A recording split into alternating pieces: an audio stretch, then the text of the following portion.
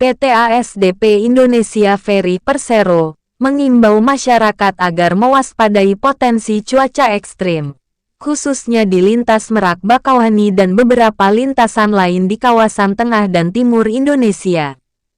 Corporate Secretary PT ASDP Indonesia Ferry Persero, Selvi Arifin mengatakan pihaknya terus memonitor perkembangan cuaca dan gelombang tinggi dan berkoordinasi intensif dengan BMKG, Kepolisian, TNI, dan otoritas pelabuhan sebelum kapal feri melakukan pelayaran. Pihaknya juga menyampaikan informasi kepada masyarakat pengguna jasa jika terdapat keterlambatan pelayanan yang timbul dikarenakan cuaca ekstrim. Kami menghimbau kepada seluruh pengguna jasa kapal feri khususnya lintasan tersibuk, Merak, Bakauheni agar tetap berhati-hati saat melakukan penyeberangan, mewaspadai cuaca buruk, dan pastikan kondisi stamina dan kendaraan agar tetap sehat dan prima. Tutur Selvi dalam keterangan tertulis, Selasa, tanggal 28 Februari tahun 2023.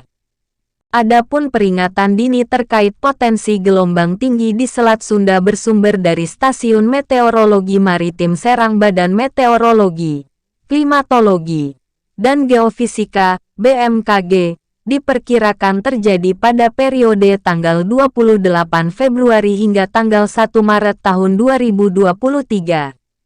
Sebagai BUMN Transportasi, keselamatan adalah fokus kami. Oleh karena itu, ASDP senantiasa mempersiapkan upaya antisipasi dan mitigasi dalam penanggulangan kejadian darurat baik di pelabuhan dan kapal, katanya.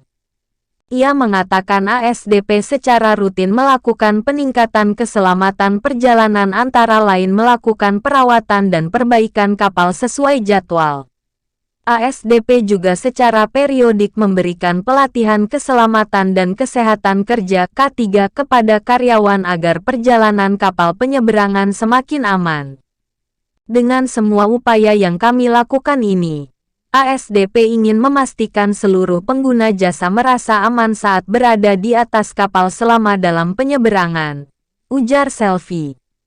Dikutip dari Stasiun Meteorologi Maritim Serang BMKG, potensi gelombang tinggi tersebut berlaku mulai Selasa, 28/2 pukul 7 waktu Indonesia Barat hingga Rabu, 1/3 pukul 7 waktu Indonesia Barat.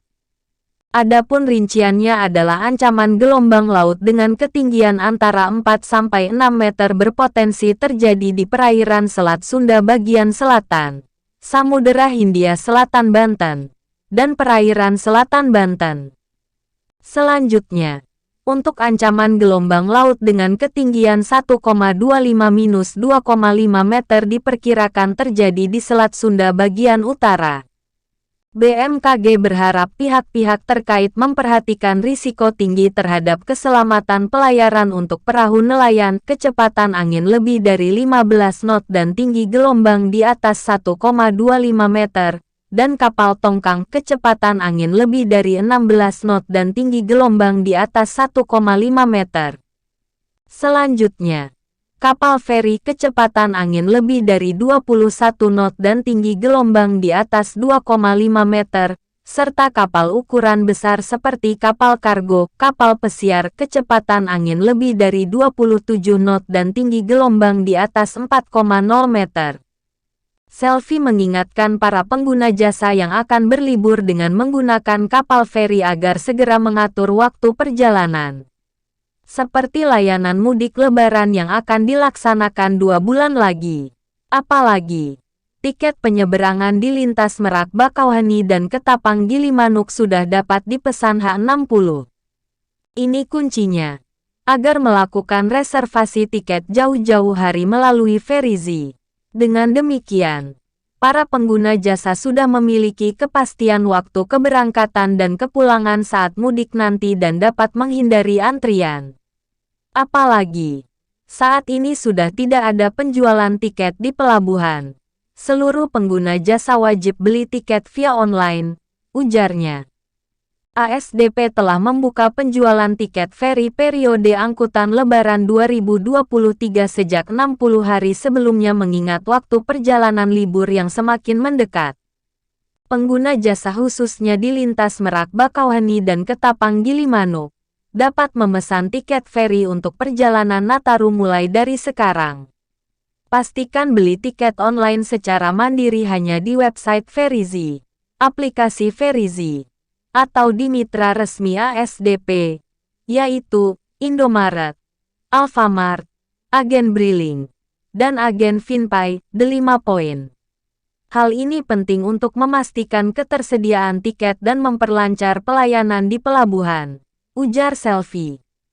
Lanjutnya, pengguna jasa yang telah membeli tiket untuk mengatur waktu di hari H agar tidak terlambat dan melakukan check-in 2 jam sebelumnya. Tiket akan expired jika melewati waktu jadwal masuk pelabuhan. Apabila tiba di pelabuhan belum bertiket, maka kendaraan akan diputar balik keluar pelabuhan. Jangan lupa saat membeli tiket via online, pastikan pengguna jasa mengisi daftar penumpang dalam kendaraan secara tepat dan lengkap, termasuk data kendaraannya. Ini penting terkait hak asuransi setiap penumpang dan memperlancar proses perjalanan pengguna jasa, tuturnya.